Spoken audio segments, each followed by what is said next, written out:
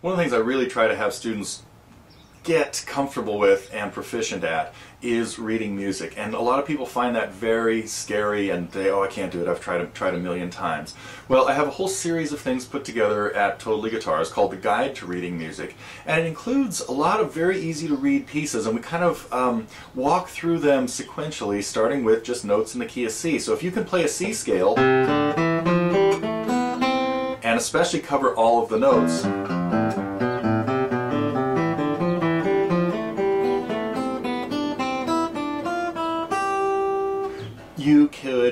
you can very easily learn to read if you take it kind of slowly. I've recently put together a lesson with a couple of pieces by early guitar pioneer, Ferdinando Carulli. Now, Carulli was an Italian composer and guitarist. In the early days, guitars were still kind of evolving, just shortly after the Baroque period in the late 18th century and the early 19th century. But he put together a lot of great exercises. So I put together a short lesson that has two of his very easy exercises, or very easy pieces, let's not even call them exercises, in the key of C, and we read through them and play them. They start with scales.